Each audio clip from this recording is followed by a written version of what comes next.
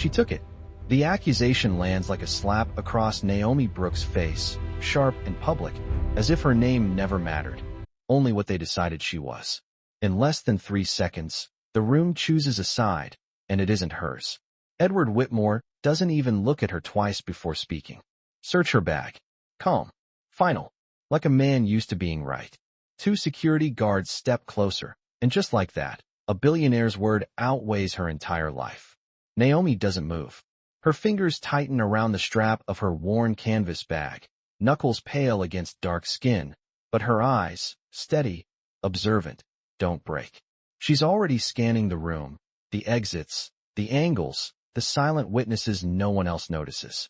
You're making a mistake, she says quietly, not pleading, stating. A few guests chuckle. Edward's lips barely shift. To him, she's already guilty. The zipper tears open. Her things spill onto the polished marble, lunch tin, folded uniform, prescription bottles, each item exposed like evidence of a life they never cared to understand. A murmur spreads. Naomi exhales once, slow, controlled, then lifts her gaze, not to Edward, but to the small black dome in the ceiling above him. The camera, always watching, always recording. And then, without asking permission, without raising her voice, she makes a choice that no one in that room expects. Pull the footage, she says. The room stills. Because if she's right, then what did he just do? The room does not move right away, but something shifts the second she says it. The word footage hangs heavier than the accusation ever did. Edward exhales, impatient now, already turning away as if the outcome is beneath him, but his head of security does not follow. He hesitates, just a second too long. Sir, there are cameras in that corridor. That pause fractures the rhythm of control Edward had built. Naomi is still kneeling, calmly placing each item back into her bag, but no one is looking at her hands anymore. They are looking up. The red light above blinks once. Recording. Always recording. A technician is called. A tablet appears. Second stretch. Edward's jaw tightens. He has made decisions faster than this worth millions. Why is this taking longer than it should? The first clip loads. Grainy. Distant. Not enough. A murmur of relief begins to form around him, but then Naomi speaks again, softer this time, more precise. Angle. 2. Near the champagne bar. 12 minutes ago. The technician scrolls. Finds it. Plays. The room leans in. A figure passes. A hand adjusts a shawl. Something glints. Not Naomi. Not even close. The murmur dies instantly. Someone whispers, wait, rewind that. The clip runs again. Slower. Clearer. Edward does not speak now. He watches. For the first time tonight, he is not ahead of the moment. Then a second file opens automatically. Internal feed. Earlier. His voice. Search her bag. Time-stamped. Undeniable. The technician freezes, unsure whether to continue. The silence that follows is not confusion anymore. It is recognition. Behind Edward, his assistant lowers her eyes, then quietly says, she flagged a system outage last week before it cost us $2 million. No one laughs this time. Naomi stands, bag in hand, posture steady, as if she had already seen this ending before anyone else. Edward feels it then, not the mistake, but the weight of it spreading outward, touching reputation, control, certainty. And suddenly the question is no longer whether she took anything. It is how much he has already lost by being wrong about her. The first invitation does not come with applause. It comes as an email at 6:12 a.m., subject line plain, almost forgettable, until the name at the bottom stops her breath for half a second. We reviewed your incident report observations. Would you be open to consulting with our internal audit team? Naomi reads it twice, then once more, not for disbelief, but for clarity. They saw what she saw. They understood what no one else in that room even thought to question. By noon, she is inside a glass conference room 3 blocks away, not in uniform, not carrying a cleaning cart, but sitting across from people who wait for her to speak. The shift is quiet, but undeniable. Walk us through what you noticed, one of them says, pen already moving before she answers. Naomi does not rush. She explains camera angles, blind spots, behavioral patterns. No one interrupts. No one laughs. One man leans forward. How did you catch that in real time? She meets his eyes. Because no one else was looking. The room stills for a second, then nods ripple outward. By the end of the hour, Someone slides a card toward her. If you ever want to formalize this, call me. That is the first moment it becomes visible. Not sympathy, not apology, value. Outside, the city feels different, not softer, but open in a way it was not before. Meanwhile, across town, Edward Whitmore sits through a briefing that does not stay on script. We are reviewing procedural failures from last night, his operations director says carefully. There is also outside interest. Edward barely looks up. From who? A pause. The firm that reached out to her this morning. That gets his attention, not because of her name, but because of the implication. Someone else moved first. Later that afternoon, a junior analyst replays the footage again, slower this time, then glances at Edward. Sir, she mapped the entire sequence in her head in seconds. Edward says nothing, but the certainty he wore like armor now feels thinner, less reliable. He does not like unknown variables. And Naomi Brooks is becoming one. That evening, as she steps into a second meeting, this one larger, louder, more public, a voice at the door calls her name with recognition, not suspicion. Heads turn. Chairs shift. Space opens for her without being asked. For the first time, she does not have to prove she belongs. The room adjusts to her presence. And somewhere across the city, a message lands on Edward's phone, flagged urgent, from someone he does not ignore. We need to talk about Naomi Brooks. The meeting is already in motion when Edward Whitmore walks in, 10 minutes late, expecting the room to adjust to him the way it always has. It does not. Conversations do not stop. No one stands. At the far end of the table, Naomi Brooks is mid-sentence, a projection behind her showing a timeline of movement, angles, and gaps no one else had mapped this precisely. The failure was not the system, she says evenly. It was the assumption behind it. A few heads nod. Someone types faster. Edward pauses just inside the doorway, unnoticed for a beat longer than he is used to. That is the first shift. Then one of the partners glances up, sees him, and gestures, not to the head of the table, but to an open seat along the side. We are almost through the breakdown. You can sit in. Sit in. Not lead. Not direct. Edward moves, controlled, but something in his chest tightens at the phrasing. Naomi does not stop speaking. She does not acknowledge him. She continues, steady, precise, outlining how a single unchecked bias triggered a chain of procedural errors. When you decide who is likely guilty before you verify facts, she adds, clicking to the next frame, you are no longer running security. You are running assumptions. The sentence lands, clean and sharp. Edward feels it, because it is no longer abstract. It is him. A man across the table leans forward. You are saying the system failed because of human bias. Naomi nods once. I am saying the system did exactly what it was told to do. A quiet ripple moves through the room. Respect, not curiosity. That is the second shift. Edward studies her now, really looks, and the version of her he remembers does not match the one in front of him. There is no hesitation in her posture. No need for permission in her voice. When the presentation ends, another partner speaks before Edward can. We would like to bring you on as a consultant for the next phase. No one questions it. No one defers to Edward. Naomi gathers her notes. Calm, composed. For the first time, she turns her eyes toward him. Not upward. Level. Decisions have weight, she says, not loud, not confrontational, just true. Edward opens his mouth, then closes it. That is the moment he realizes he does not control this room anymore. And as Naomi steps past him, already being approached by others asking for her input, a final detail appears on the screen behind them, unnoticed by most, but not by him. A flag pattern. Repeated incidents. Not isolated. Not accidental. And suddenly the question is no longer about one mistake, but how many times this system, and his judgment, have already failed without anyone catching it until her. The shift does not stay inside that conference room. By the next morning, it spreads into decisions, into rooms Edward no longer fully controls. A scheduled executive review begins at 9 sharp, and for the first time in years, Edward is not the one setting the agenda. A senior partner opens with Naomi's findings projected across a 12-foot screen. We are restructuring oversight protocols based on this analysis. Not suggestion, not discussion, implementation. Edward leans forward. We should review that before rollout. His voice is steady, practiced. It usually works. This time, it does not land the same. The partner does. Not stop.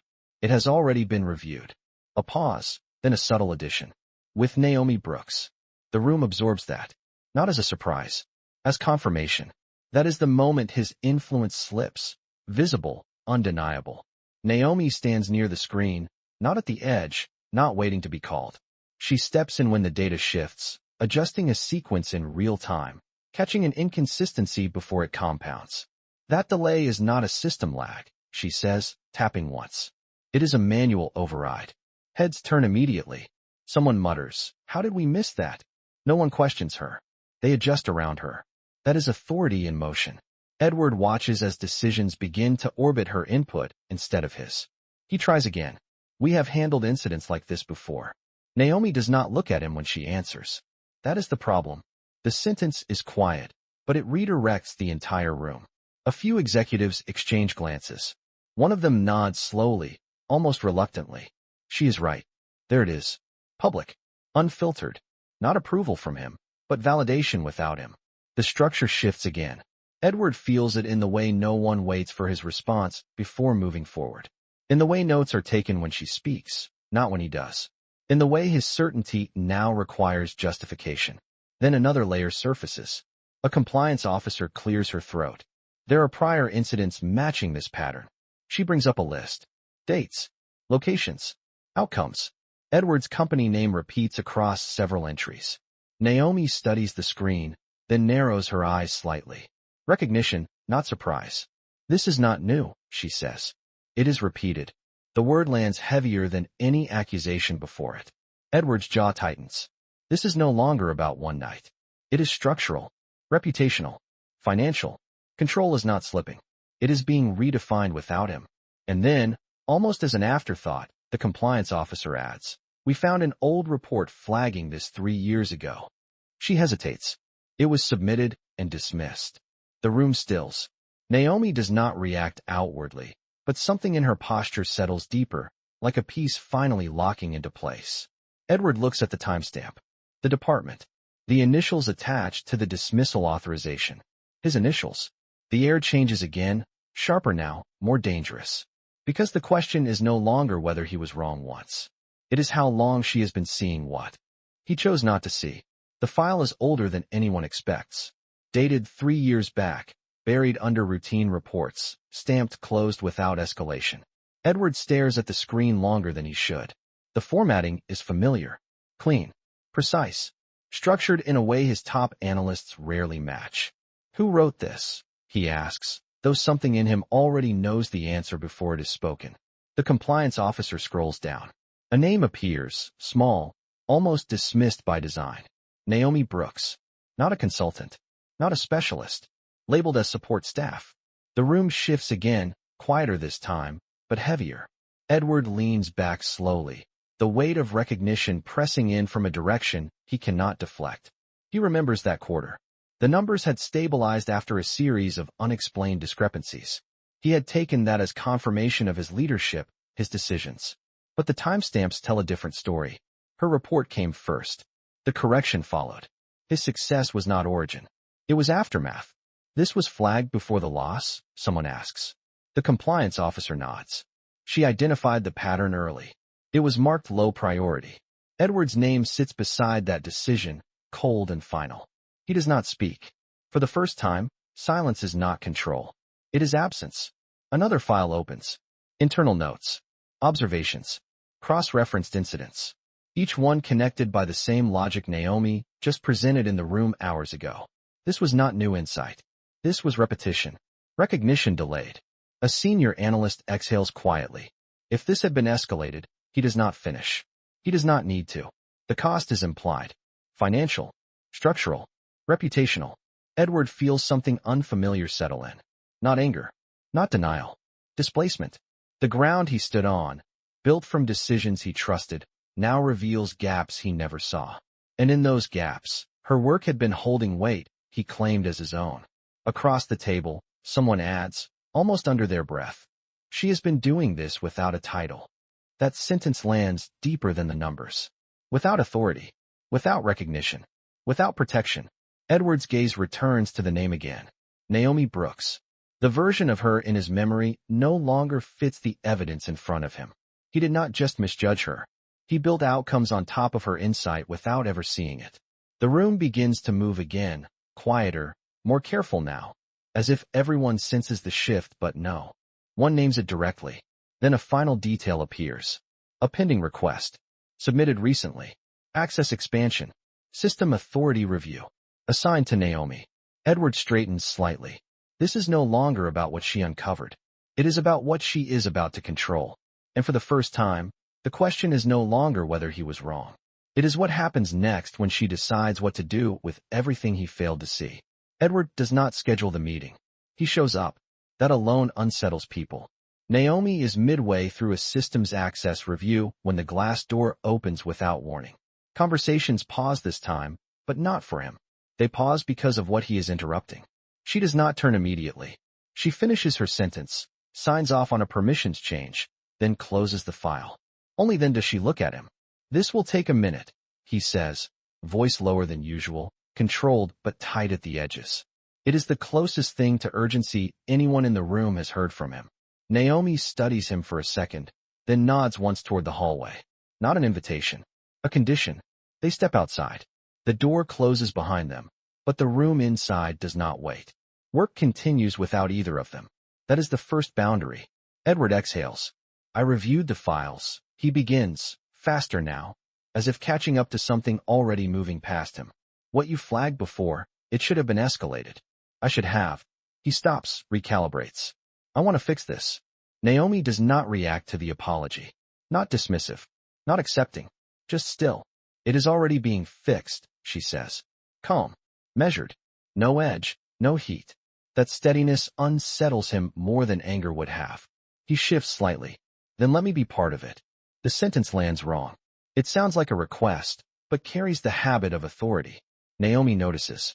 You are part of it. She replies, evenly. Just not in the way you are used to. The words are not sharp, but they close a door he does not know how to reopen. Edward's jaw tightens. You think I am trying to control this. I think you are trying to return to a position that no longer exists, she says. No hesitation. No rise in tone. Just fact. For a moment, he has no response. That is new. Inside the room, someone calls her name. Not to interrupt. To proceed. Naomi glances back briefly, then returns her attention to him, but only for a second. I have a meeting, she adds. Clear. Final. He steps forward slightly. Naomi, wait. She does not. Not abruptly. Not dramatically. She simply turns, opens the door, and walks back into a room that continues without him. The door closes again, softer this time, but it lands harder. Through the glass, Edward watches as someone hands her a tablet, another defers to her input, a third waits for her decision before moving forward. No one looks toward him, not even once. The imbalance is complete. He reaches for his phone, hesitates, then pulls up the access request he saw earlier. Pending approval. Her name at the top. System authority expansion. If it goes through, she will not just influence decisions. She will define them. Edward stares at the screen, something unfamiliar pressing in from every side. Not just loss. Irrelevance. And the question he can no longer avoid forms quietly, but with weight. If she no longer needs him to be heard, what happens when she decides she does not need him at all? The approval comes through at 7:48 p.m. No announcement. No ceremony. Just a quiet system update that shifts everything into place. By the time Edward reaches her, it is already done. Naomi stands alone near the far end of the floor, the city stretching behind her through the glass. Lights steady, unbothered. He does not ease into it this time. You should have come to me, he says, the words carrying more weight than control now, more urgency than authority. Naomi turns slowly. There is no surprise in her expression. For what, she asks. Not defensive, not curious, just direct. Edward exhales, the structure of his confidence no longer holding the same shape. To fix what happened, to make it right. She watches him for a moment, long enough for the silence to settle between them. Then she answers. You had that chance. The sentence lands without force, but it does not move. Edward takes a step closer. I did not know. You decided without knowing. She replies, calm, steady, unshaken. That is the difference. He looks at her, really looks, And for the first time, there is no version of her in his mind that fits what he is. Seeing now, no role he can place her into, no position he can return her to. I was wrong, he says finally, the words stripped of everything except truth. Naomi nods once, acknowledging it, but not softening. Yes, she says. No anger, no relief, just confirmation. That is when it becomes clear to him. This is not a moment that leads back. This is where it ends. He tries once more, not to command, not to correct, but to reach. Let me help you move forward. Naomi's gaze does not shift. I already am. A beat passes. Then she adds, quietly, but with finality, you are not part of that. The words do not echo. They settle. Permanent. Edward does not respond this time. There is nothing left that fits. The distance between them is no longer measured in steps, but in direction. She turns first. Not abruptly. Not to escape. Just to continue. He remains where he is, watching as she walks back toward a future that does not include him. The system behind her reflects her name now, with full authority access. Not temporary. Not conditional. Earned. And as the glass door closes between them, soft but absolute, Edward understands something he cannot reverse. He did not just lose a moment. He lost the one person who had been holding up everything he thought he built, and he lost her the second he chose not to see her. Morning arrives without ceremony, just light sliding across the glass and settling into a space that no longer feels the same. Naomi stands at the head of a smaller room now, not louder, not grander, but sharper, more deliberate. People speak when she looks at them, pause when she reviews, adjust when she decides. There is no tension in her posture, no need to prove, no trace of the moment that once tried to define her. Her name sits clean on every system she touches, not questioned, not second-guessed. She moves through decisions the way she always did. Only now the room moves with her. Outside those walls, her work carries quietly into outcomes no one argues with. Stability returns where there was once noise. Patterns close where they once repeated. She does not chase recognition. It arrives anyway, in small ways, in consistent ways, in ways that do not ask her to shrink to fit them. Across the building, Edward moves differently now. Not slower, but less certain. He reads more than he speaks. He listens longer than he ever has. In meetings, his words no longer end conversations. Sometimes they do not even start them. No one challenges him directly, but no one orbits him either. The center has shifted, and he feels it most in the quiet moments, when decisions unfold without his influence and outcomes stabilize without his direction. He reviews reports late, not to lead, but to understand what he missed. Her name appears often, not highlighted, not announced, just present in the work that holds everything together. He does not reach out again. There is nothing left to ask for that has not already been answered. One evening, he passes the same corridor where it began, the polished floor, the soft lights, the cameras still fixed in place. The space looks unchanged. It is not. He pauses for a second, not out of nostalgia, but recognition. This was where he chose certainty over truth, where he spoke before he saw, where he defined someone without understanding what she carried. Down the hall, Naomi walks past without slowing, her reflection steady in the glass, her path uninterrupted. She does not look back. She does not need to. The distance between them is no longer something to cross. It is something that exists, complete and permanent. Edward watches for a moment, then lowers his gaze, not in defeat, but in quiet acceptance of a truth that arrived too late to change anything. Because by the time he finally understood her value, she no longer needed him to see it.